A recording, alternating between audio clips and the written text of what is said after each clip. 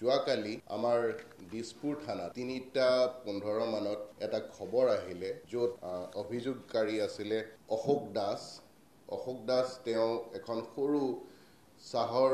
দোকান চলাই খানাপাৰা ফ্লাইঅভাৰৰ ওচৰত তেওঁৰ 18 বছৰীয়া এগৰাকী জীয়ৰী আছিলে সেইখন চাহ দোকানতে অশোক দাস তেওঁৰ পৰিবাৰ দুয়োজনেই কাম কৰে আৰু কাম কৰাৰ লগতে তেওঁলোকৰ 18 বছৰীয়া ছোৱালীজনীও থাকে যোৱাকালি থানাত আহি জনালেহি যে 12:30 মান বজাত কোনোবা এজন অচিনাক্ত লোকে তেওঁলোকৰ সেই জীয়ৰী 18 মহীয়া যি জীয়ৰী সেই জীয়ৰীক অপহৰণ কৰি লৈ গ'ল আৰু সেই মানুহজন কোন বিশেষভাৱে তেওঁলোকে নাজানে যদিও যোৱা কেইদিন মানৰ পৰা সেই মানুহজনে তেওঁলোকৰ দোকানলৈ আহি চাহ খায় আৰু চাহ খাওঁতেই বিভিন্ন কথা বতৰা পাতে আৰু ভাড়াঘৰৰ খবৰ লৈ ওচৰে পাজৰে ভাড়াঘৰ পায় নেকি আৰু তেনেকেই খবৰ লওঁতে দুইজনৰে মাজত ফোন নম্বৰৰো আদান প্ৰদান হৈছে তাতকৈ বিশেষ একো এই ব্যক্তিজন যিজন ব্যক্তিয়ে তেওঁৰ জীয়ৰীক অপহৰণ কৰিছে বুলি সন্দেহ কৰিছে সেই ব্যক্তিজনৰ বিষয়ে তাতকৈ বেছি অভিযোগকাৰীয়ে নাজানে এই ঘটনাটো যেতিয়া আমাৰ দিছপুৰ থানাত আহি জনালেহি লগে লগে খুব তৎপৰতাৰে আমাৰ ইষ্ট পুলিচ ডিষ্ট্ৰিক্টৰ টিম এক্টিভেট কৰা হ'ল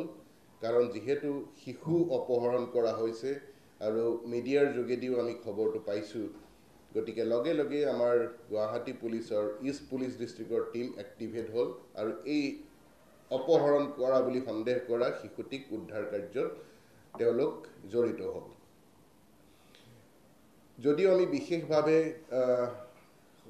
নাজানিছিলোঁ ব্যক্তিগৰাকী কোন কিন্তু অভিযোগকাৰী অশোক দাসে যিখিনি তথ্য আমাক দিছিলে সেই তথ্যখিনিৰ ভিত্তিত আমাৰ অনুসন্ধান আৰম্ভ কৰিলোঁ আমাৰ টেকনিকেল এনালাইচিছ আৰম্ভ হ'ল আপোনালোকে জানে যে গুৱাহাটীত চহৰত CCTVও সংস্থাপন কৰা হৈছে সেই CCTVৰো সহায় লোৱা হ'ল আৰু আমাৰ হিউমেন ইণ্টেলিজেন্সৰো সহায় লোৱা হ'ল শেষত গৈ দেখা গ'ল যে এজন ব্যক্তিয়ে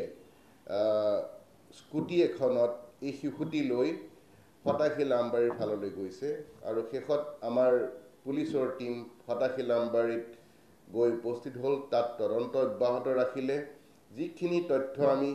সেইখিনি সময়লৈকে সংগ্ৰহ কৰিছিলোঁ সেই তথ্যৰ ভিত্তিত আমি দুজন ছাছপেক্ট যাক সন্দেহ কৰিছিলোঁ সেই দুজন ব্যক্তিক প্ৰথমে আটক কৰোঁ তাৰে এজন ব্যক্তিৰ নাম হ'ল বিশ্বজিৎ দাস ওৰফে সমীৰ দে তেওঁৰ ঘৰ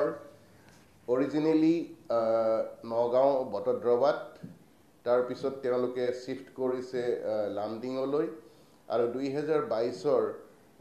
আৰম্ভণিৰ পৰা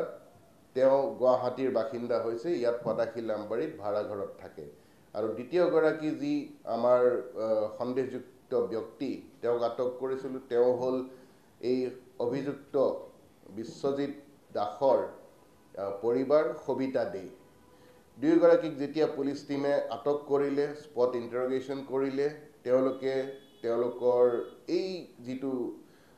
অপৰাধ সংঘটিত হৈছে এই অপৰাধ সংঘটিত হোৱাৰ লগত জড়িত থকাৰ কথা স্বীকাৰ কৰে আৰু তেওঁলোকৰ তথ্যৰ ভিত্তিত আমাৰ পুলিচ টিম গ'ল ফটাশিল আমবাৰীৰ লাল গণেশৰ এটা ঘৰত যিটো ঘৰ আছিলে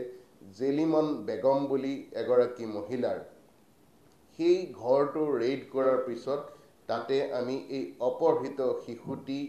পাওঁ আৰু তাৰ পৰা আমি শিশুটি উদ্ধাৰ কৰিবলৈ সক্ষম হওঁ